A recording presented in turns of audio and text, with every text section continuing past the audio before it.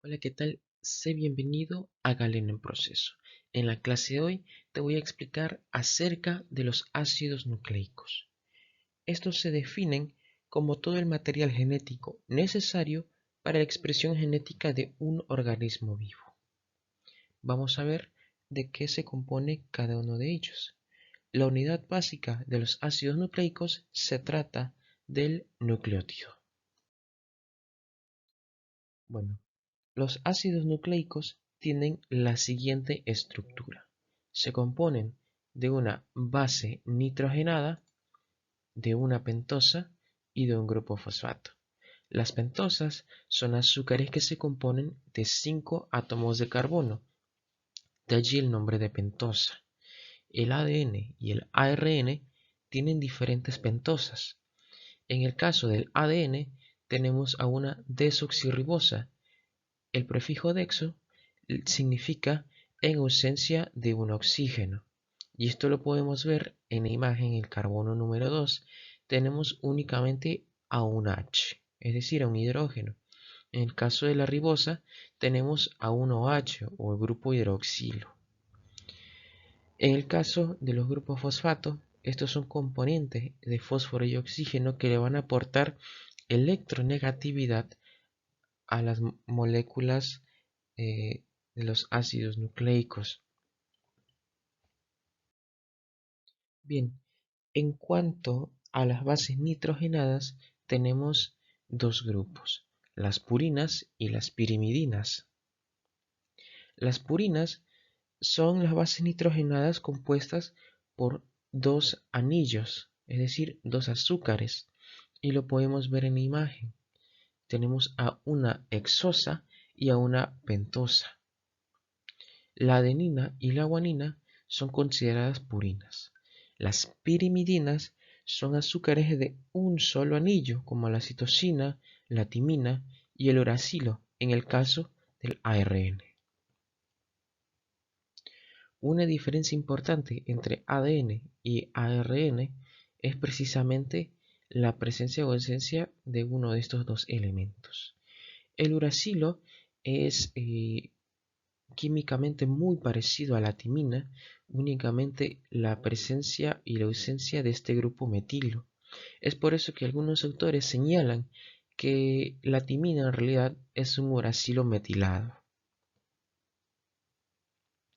Como sabemos nosotros, las purinas y las pirimidinas son complementarias, es decir, una adenina siempre se une con una timina, una citosina con guanina, y bueno, esta luego es intercambiada por uracilo en el ARN.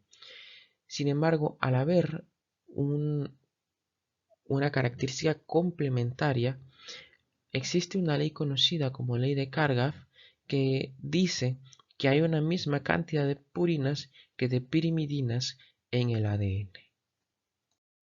Y bueno, esta sería la disposición a nivel molecular de la cadena de ADN. Esta cadena es complementaria. Esto significa que del lado izquierdo vamos a tener el extremo 5' 3', llamado así porque en orden ascendente el ácido nucleico se va a unir mediante los grupos fosfato en el carbono 5. En orden descendente, este cae en el carbono número 3.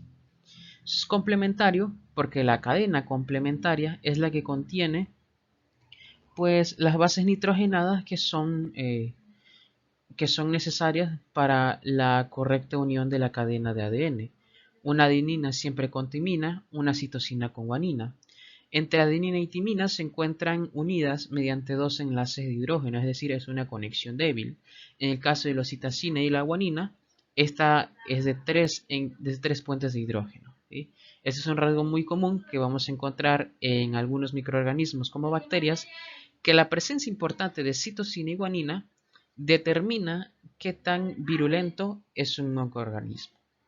Y bueno, esta sería la disposición que nosotros vemos en muchos libros explicando la disposición del ADN cuando éste se encuentra desenrollado. Esta es una posición de doble hélice, también conocida como el giro levórico. Y bueno, no es de sorprenderse que dentro de una célula existe una cantidad enorme de ADN. Y es por eso que para poder abarcar toda esta cantidad de información, esta debe pasar por un proceso de compactación.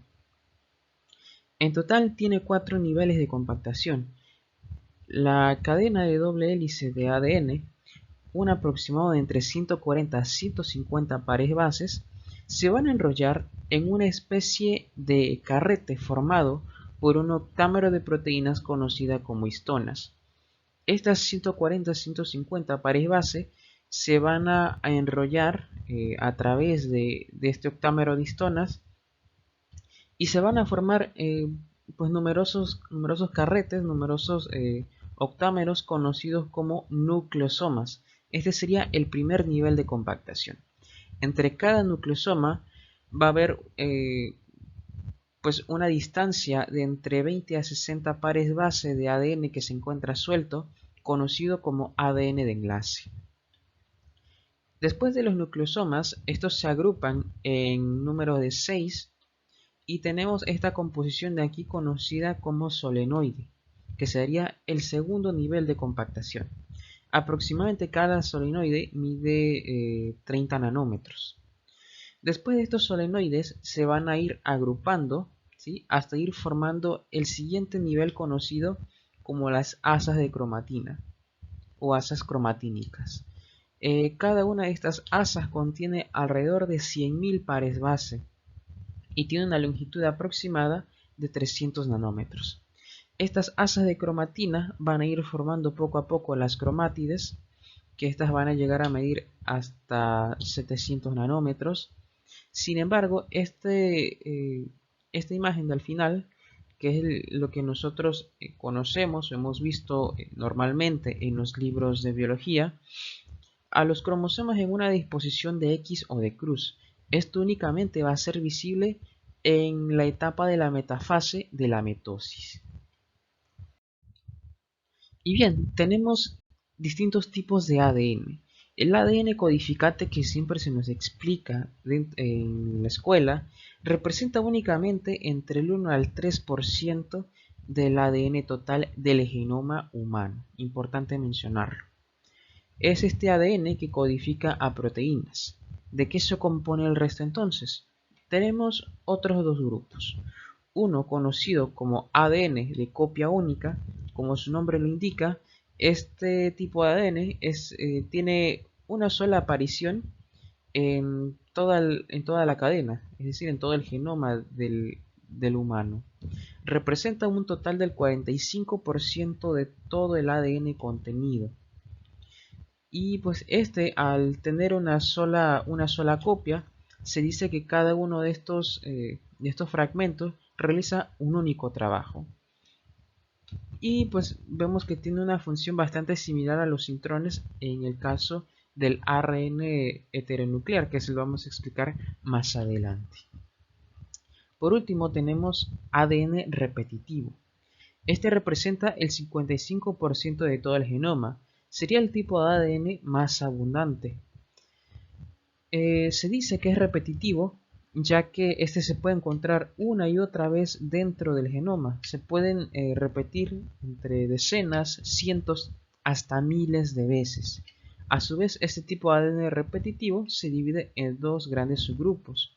ADN de satélite, es decir, son agrupaciones repetitivas en disposición de tándem.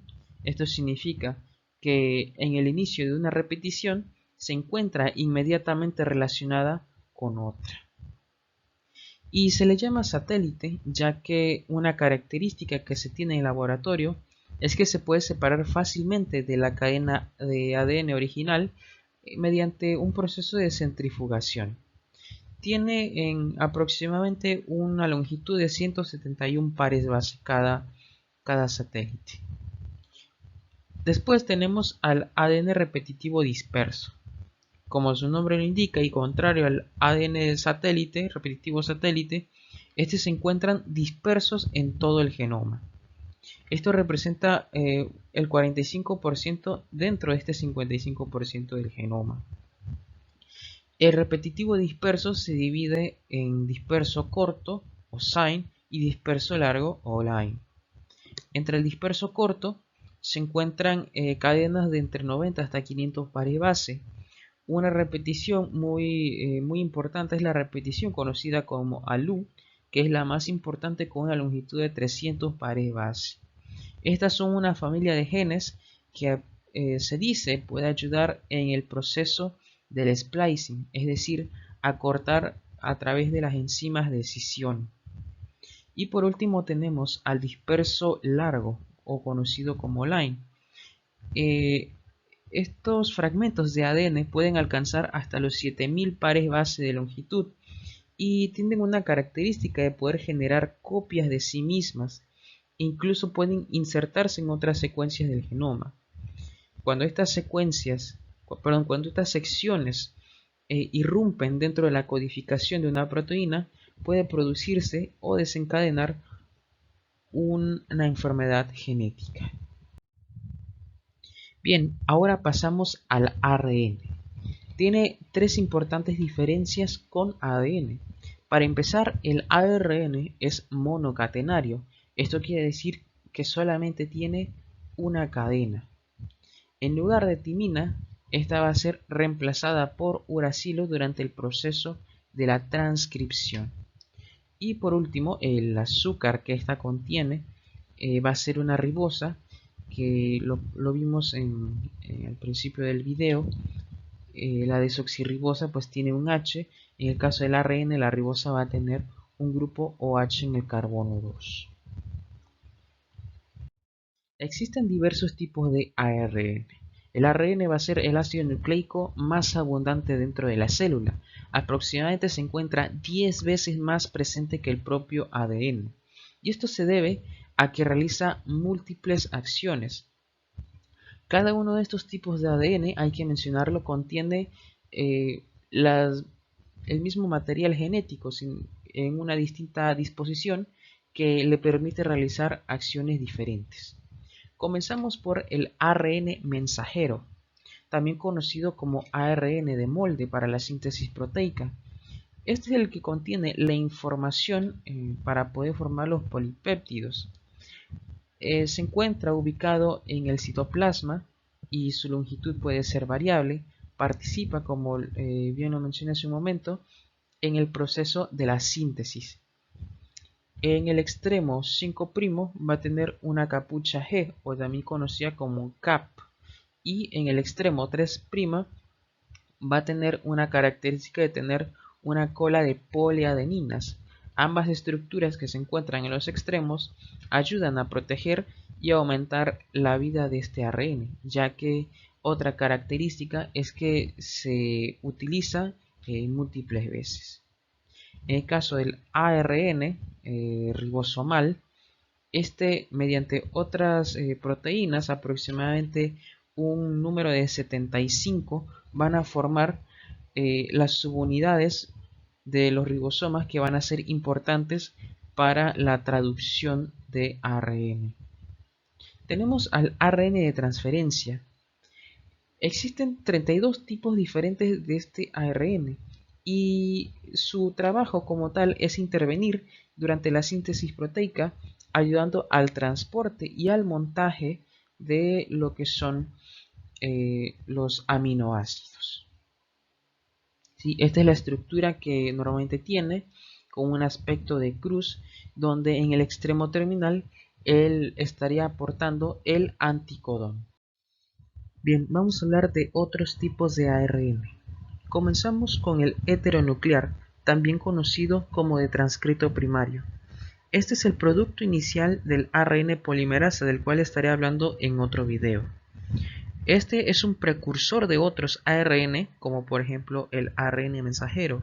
Este contiene tanto intrones como exones, ¿sí? Es por eso que se le conoce como transcrito primario, ya que sin la presencia de los intrones, este es considerado un ARN maduro. Hablamos ahora del ARN pequeño nuclear. El pequeño nuclear está implicado en la maduración del ARN heteronuclear, es decir, el pequeño nuclear participa en el proceso del splicing. Este forma un compuesto conocido como las ribonucleoproteínas que ayudan a la eliminación de los intrones. ARN de interferencia pequeño. Estas son cadenas de entre 20 hasta 25 nucleótidos que participan en la expresión de genes específicos. Pueden unirse al ARN mensajero y producen una degradación enzimática. Cuando se encuentran en el citoplasma, estos pueden activar el complejo conocido como el complejo de RISC, que ayuda a bloquear la traducción. MicroARN.